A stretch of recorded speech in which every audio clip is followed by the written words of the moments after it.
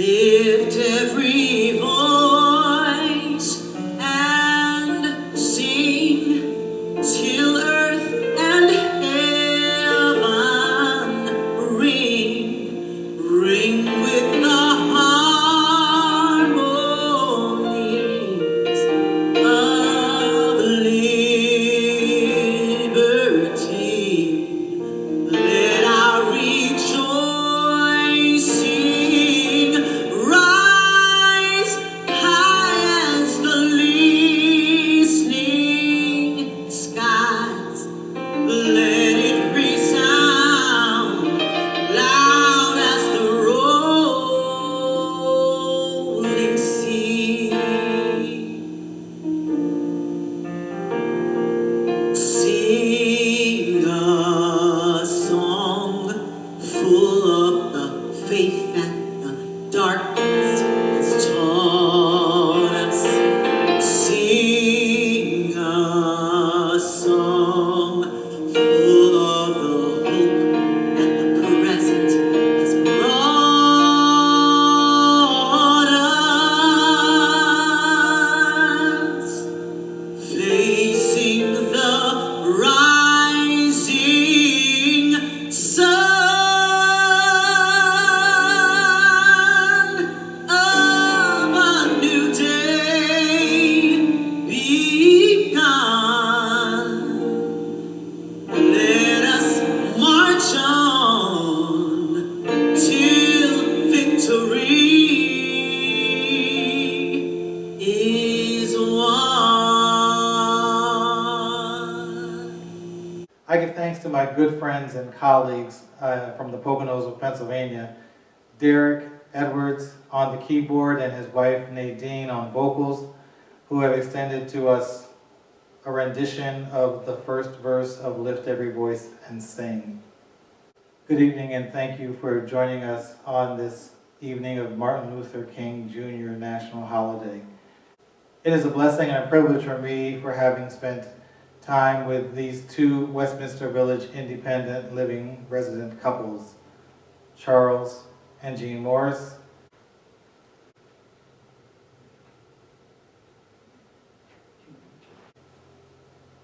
and Dick and Charlene Watts.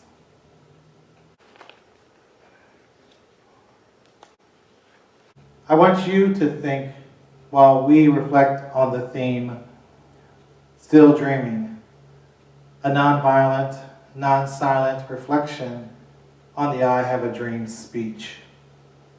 The outline that you should have, I hope, before you will highlight Dr. King's 6 I Have a Dream statements.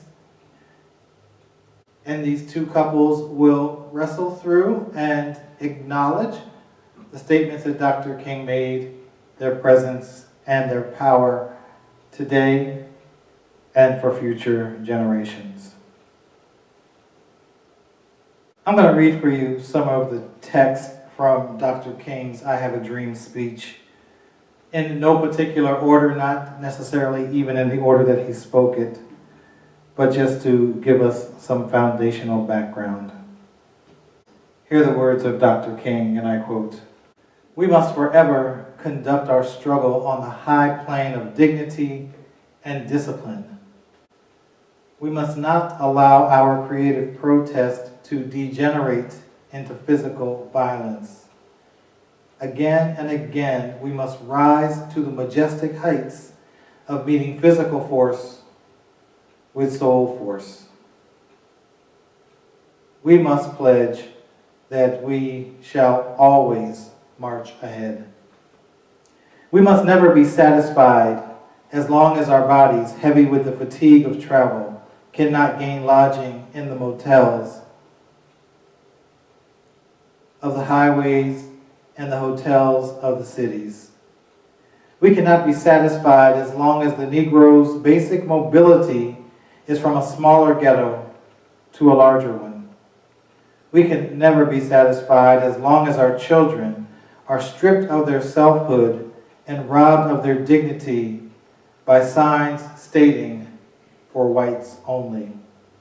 We cannot be satisfied as long as a Negro in Mississippi cannot vote and the Negro in New York believes he has nothing for which to vote. No, no, we are not satisfied, and we will not be satisfied until justice rolls down like waters and righteousness like a mighty dream. This is no time to engage in the luxury of cooling off or to take the tranquilizing drug of gradualism. Now is the time to make real the promises of democracy. There will be neither rest nor tranquility in America until the Negro is granted his citizenship rights. The whirlwinds of revolt will continue to shake the foundations of our nation until the bright day of justice emerges. In the process of gaining our rightful place, we must not be guilty of wrongful deeds. Let us not seek to satisfy our thirst for freedom by drinking the cup of bitterness and hatred. The end of quoting Dr. King. 2.17 decades ago, several things happened in the Americas. The Civil Rights Act of 1964, which ended segregation in public places and banned employment discrimination on the basis of race, color, religion, sex, or national origin, was considered one of the crowning legislative achievements of the civil rights movement. Dr. King spoke his I Have a Dream speech August 28, 1963, and also 2.17 decades ago. But I emphatically lift those few details before you today to recognize that the collaboration of unknown persons potentially brought together the ability in this 21st century to have this conversation I present to you on today. Still dreaming? A nonviolent, non-silent response to the I Have a Dream speech. Dr. King's 6 I Have a Dream statements are as follows. I have a dream that one day this nation will rise up and live out the true meaning of its creed. Quote, we hold these truths to be self-evident, that all men are created equal. End of quote. Second statement. I have a dream that one day on the red hills of Georgia, the sons of former slaves and the sons of former slave owners will be able to sit down together at the table of brotherhood. Third statement. I have a dream that one day, even the state of Mississippi, a state sweltering with the heat of injustice, sweltering with the heat of oppression, will be transformed into an oasis of freedom and justice.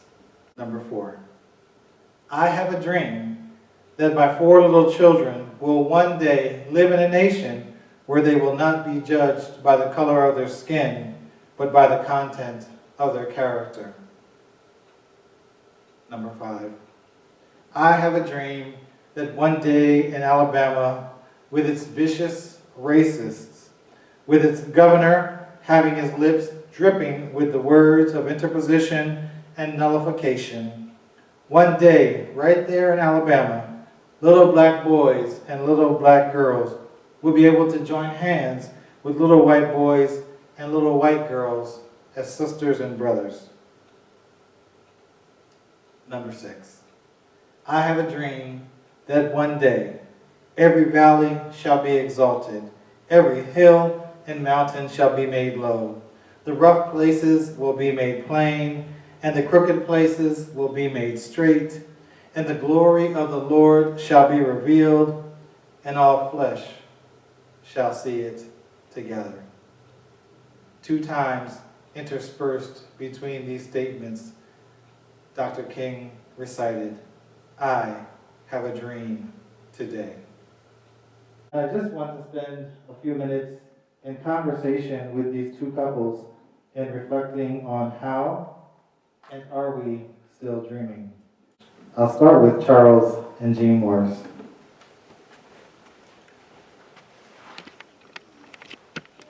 I'm feeling very much like the dream was going, or the progress on the dream was going well for many years, even I would say most of my life. And then it came to a sudden halt in 2016, and the hope that we had at that time had gotten worse, that is to say, it's diminished. And this year, it's really come to a dead stop. Well, the progress toward the things that we were hoping for. And the year of 2020 is a year of reversal. I want to mention the dream statements briefly. I like the idea of having them separated like you've done here. I won't say much about the first one, except that now it may be that we're rising up, and at some point, not in my lifetime, I'm afraid, we'll live out, we'll reach the true meaning in this country, as Martin Luther King expressed them. I want to look briefly at 2, 3, and 4. They mention 3 states, and I want to make a comment about the progress or lack of progress. First one is Georgia, the dream that Dr. King had about sons of former slaves and sons of former slaveholders being together, getting together. That resonates fairly well with me. I'm the son of a former slave, a great-grandson of a former slave from the state of Georgia. And it may be that I will get to know in my current environment. Sons are descendants of people who were slaveholders. But Georgia has made a great sense of the, obviously, tremendous progress during this last year, which I will not repeat here, but the voting that happened in the state of Georgia really gives me, for one, a great deal of hope about what's coming next year or next term of the presidency. Mississippi, which is mentioned as he had a dream about how people would live there. Mississippi this year made a change in its flag, which is significant. It, since 1894, had a flag which had an emblem of the Confederate flag on it. And during the last, 10 years, go back to 2001, when some changes were made, and then just recently, a new flag was unveiled, which describes or displays the flag of unity.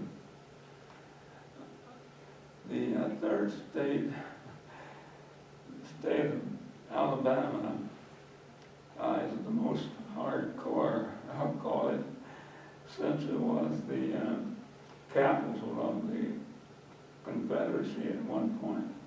And we know, you may know of the history of George Wallace during his time there, standing at the schoolhouse door.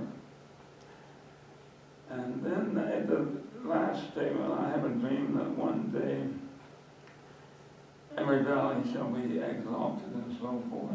I enjoy reading the lines of that statement because of the many lines that it takes from the scriptures and which are used or sung in the Hallelujah chorus.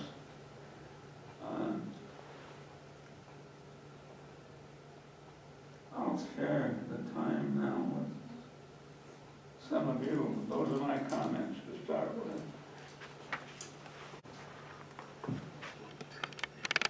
You know, I really like the task that Elliot gave us of thinking, what is our dream today?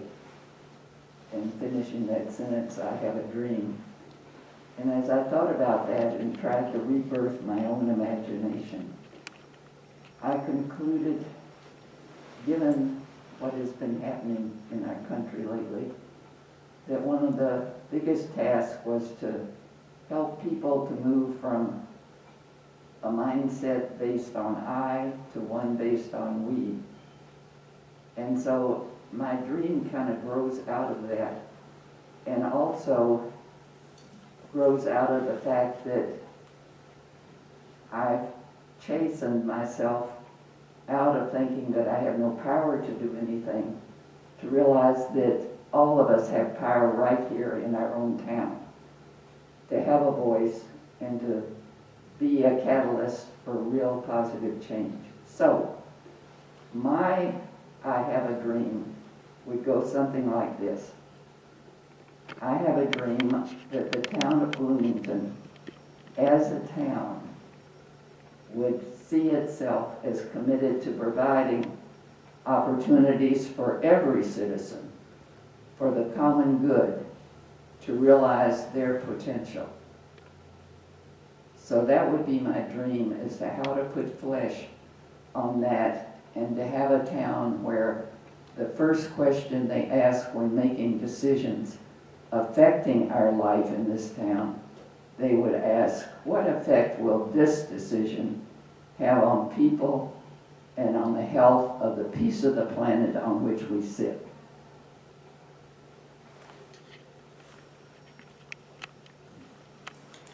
I have a dream, as Martin Luther King did, that we can all live in peace and harmony. I've had that dream torn apart this year as I see the attitudes of those in the civil rights movement initially prohibiting identity and citizenship move from local, state, to the presidency of the United States. That has dimmed my dream, and this morning as I looked in the paper to see that the National Guards have to be depart for the inauguration just shatters much of my dream. But I think I have the strength, and I think that there is strength in this nation to focus on some of the rhetoric, some of the activities, and to help the dream of Martin Luther King, much of that dream, to come true.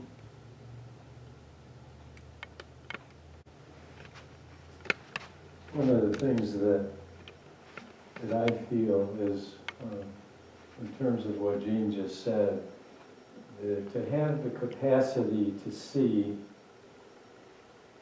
where the dream is still alive and the capacity to see where nightmare still exists. So I would say for myself that I have a dream that all Americans would engage in an honest understanding of the totality of our national story, our national history. So often, either we approach our history cynically because we're aware of its failures to live up to our ideals, or we approach it as though there are no faults that we need to overcome and no current issues of injustice. So I have a dream that we look at the whole of our history with integrity and not shrink from from seeing clearly the places where we have much work yet to do. And when we look honestly, I think there are some real signs of hope. I'll give you just one example. Georgetown University discovered fairly lately that its history as an institution of higher learning was tied up intimately with slavery. And in the mid-1800s, Georgetown University nearly went under. It was going bankrupt.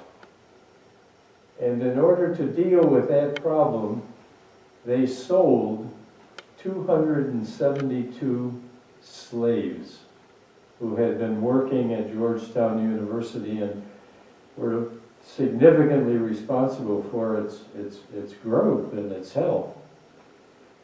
And they sold these slaves down to New Orleans. Heartrending scenes from that day. So what happens now in 2021? Well, Georgetown University has decided not to blinker its view any longer.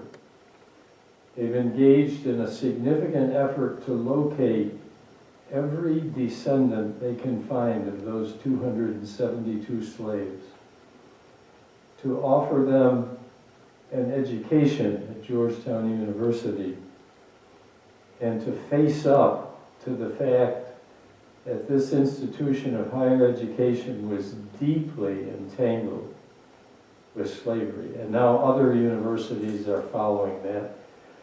You know, the word reparations has sometimes been used. Abraham Lincoln talked about 2.5 centuries of unrequited toil. And so part of what is going on in something like the Georgetown story, to me, is taking seriously how to atone for that unrequited toil. But to make any further progress, I think we have to be willing to see not only, and this was, to me, was one of the great strengths of Martin Luther King Jr. He could obviously see with crystal clarity where the current injustice was, but he never lost sight of the aspirational words with which this country was founded. He never, in other words, gave way to cynicism and despair, but called the country, as he often said, to cash the uncashed check of black labor. I think having heard from both couples and reflecting on the mindset of our 2021 environment, are there things that you would offer to our current culture from your historical involvement and ways that we can continue to go forward? How do you see yourselves continuing to be involved, and what can be done by you or future generations? And one of the things I'm reminded of that Martin Luther King did was, and was assassinated while he was doing it, was he was with the garbage collectors in, I think it was Memphis, because he saw that it wasn't enough to do charity toward any issue. You've got to get to the root causes of it and dream there of what you could create, of possibilities, of asking, what if we? And so I would hope that that would be part of any dream we have for Bloomington, is to make charity almost obsolete by addressing root causes and creating the conditions and the dream that would prevent our need, really, for any significant charity. I will echo that, Charlene, and I think we can do that kind of thing right here at Westminster. We have a variety of people of several heritages that need to be recognized and appreciated in ways that have human characteristics associated with them. One of the things that I think is important is to recognize that we are all the same, yet we have some differences, and to appreciate what can be offered with those differences, and to recognize and celebrate our differences.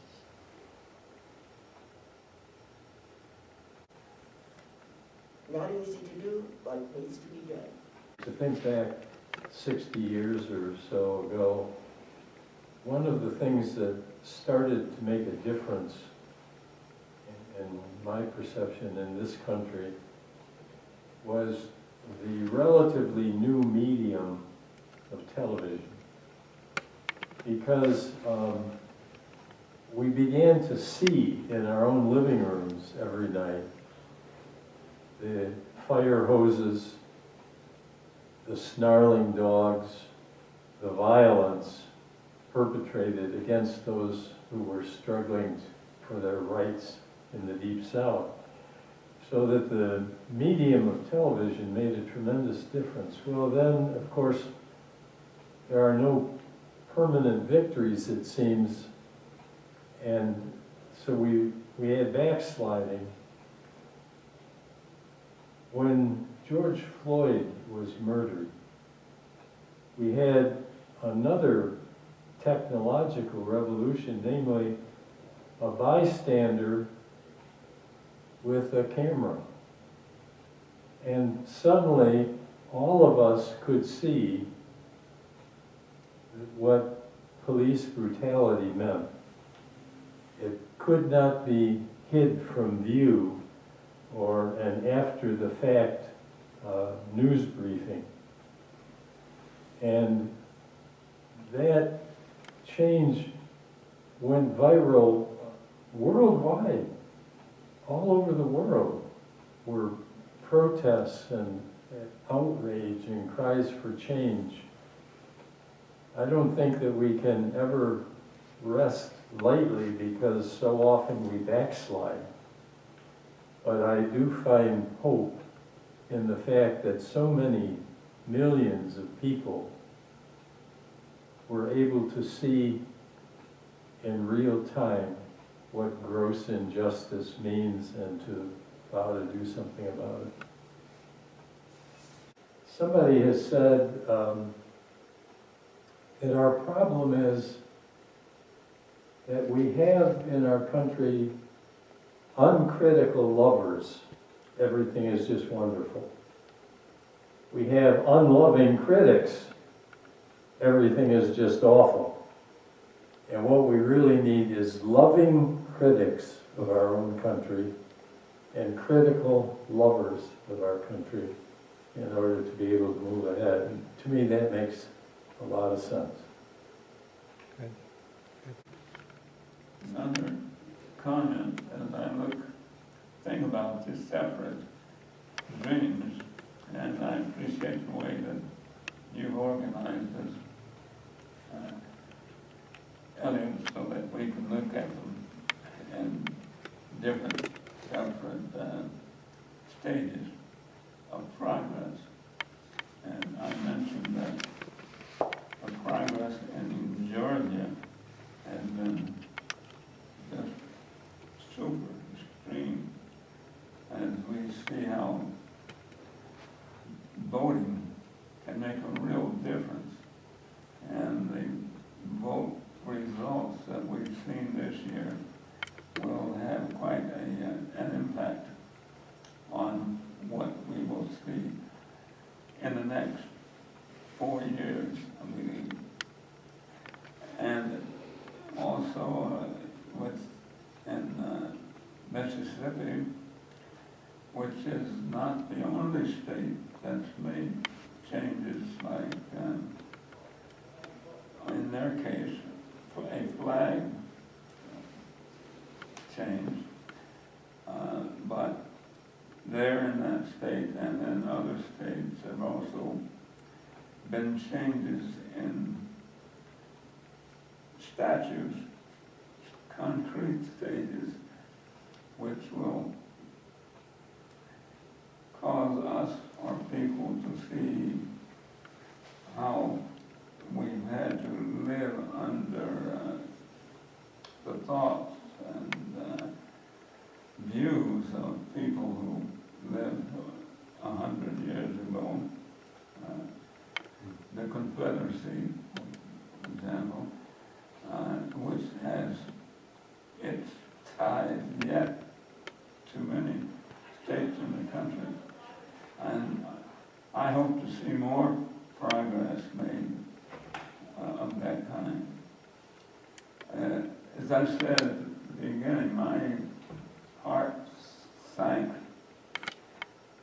at the beginning, or as we came up to the 2016 election. And I've been in a real funk since then because of the so-called national leadership. I'm encouraged and I'm beginning to have hope again as I see these developments in the states, around the different states. It's a powerful thing, Charles, to be able to say that, to be able to say I have some hope again. And it's,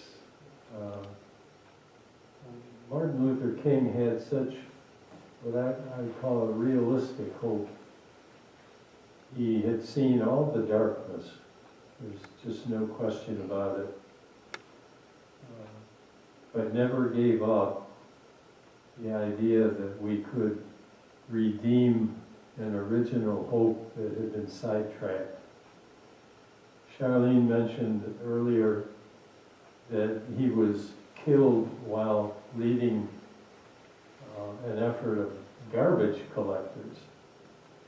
To me, that's very important. A lot of people, you know, once somebody has died, we tend to make them unreal and forget what their struggles were. Well, Martin Luther King Jr. was not very popular at the moment when he got assassinated. And there were a lot of people who said, well, you ought to just stick to voting rights, civil rights. And it's, to me, it's a very powerful question is, how did he begin to make the connection from civil rights to economic rights? He began to see that it was not just getting a vote for people, as important as that was, but how do you get a fair wage? How do you get health care?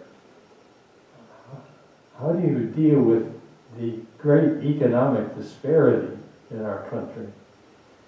And, you know, we've all been living through this pandemic for now nearly a year.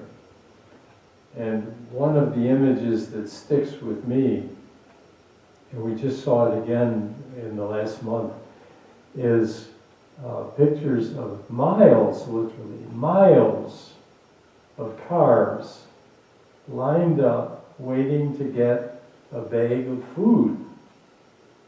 And as people often say, the richest country in the world, and you've got thousands of people, because they've lost a job, lost benefits, don't have help, they're all in a line waiting for a bag of food. What on earth is wrong with us? So I think when I asked the question, well, what would Martin Luther King Jr. say to us now? I think one of the things he would say is, I have a dream that one day in this country, no child will have to go to bed hungry. No one need fear the loss of a job, which will mean also loss of health insurance. That the economic disparity, as well as the civil rights disparity, will be remedied. And that gives us a heck of an agenda for continuing work, I think. You know, it's interesting as one kind of addendum to the story of Martin Luther King and the garbage collectors, is that he said to somebody who challenged why in the world he was out there with them, he said, well, you know, they're more important to my health than my doctor. He said, because they're making sure that the bacteria is not spreading in a way that it would if we weren't out there cleaning up the garbage.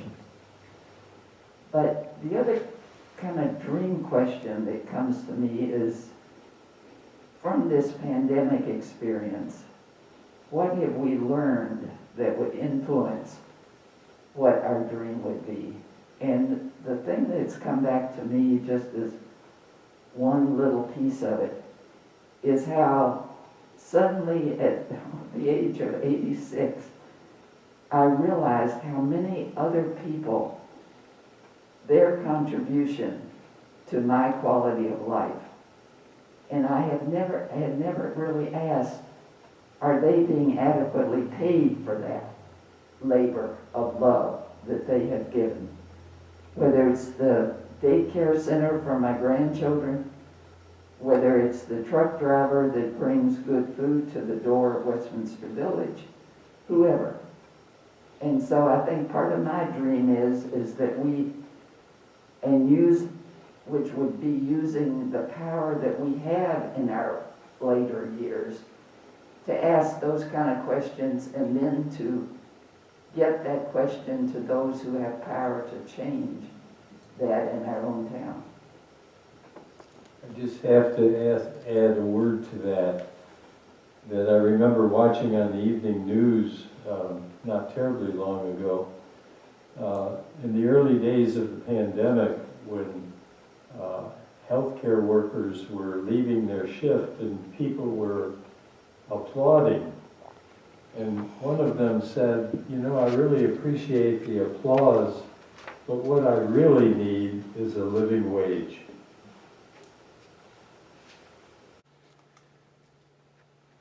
I'm honored to be amongst the people who, I believe all of us were born in the 20th century, impacted by centuries prior, and having the ability to have impact in centuries to come. I'd like to start with the Morrises and maybe get some response to Dr. King's statement about America becoming a great nation, which he said 57 years ago, and other resources available for us to continue to educate ourselves and one another. I think one thing that is important to me here at Westminster, it is for people to get to know who I am without any background. If you don't know me, then please get to know me. And I will do the same for you. I haven't accused anybody of being of any disposition, so please don't accuse me. Give me a fair chance. That's what I ask. I'm a human being. I'm a child of God, just like some of you profess to be. And there are people who have reached out, and I'm not saying that's everybody, but when you live in this world, you learn, and if you're a person of color, you learn to be defensive. Protective. I want to refer to the fact that the experience for us and our family in Bloomington, Normal, has been on a steady path of improvement and enjoyment from the day that we arrived. There were issues and problems that needed to be addressed to make life for us more similar, more equal to life for others. But that grew over the years. Things got better, and it was happening all over the country. Until I name it as the year 2016.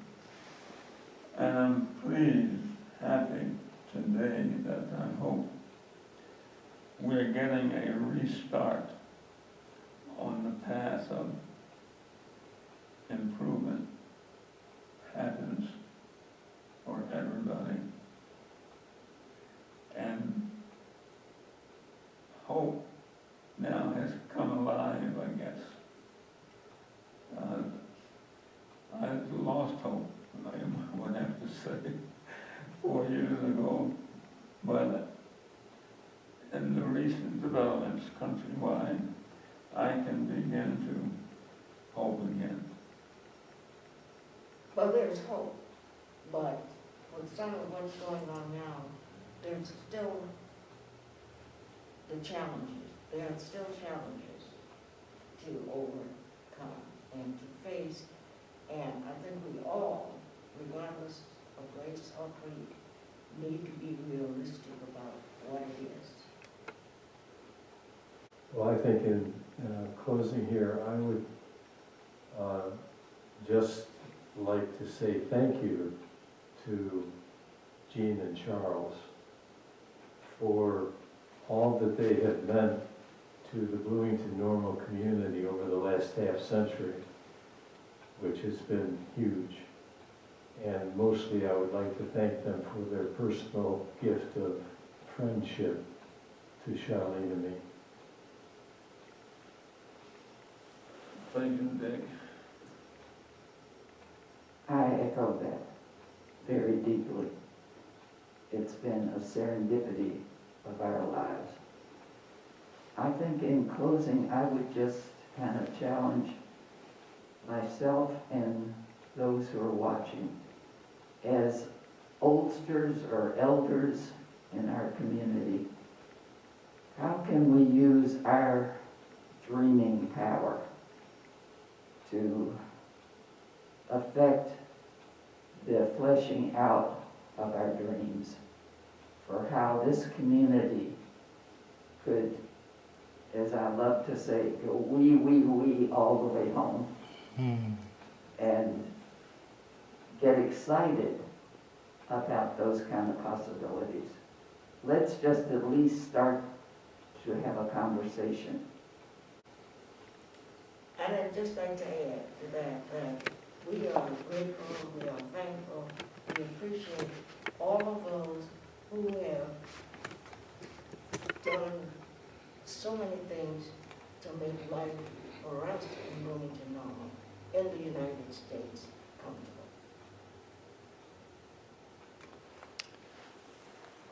Thank you to all four of you for allowing myself and future generations to stand on your shoulders.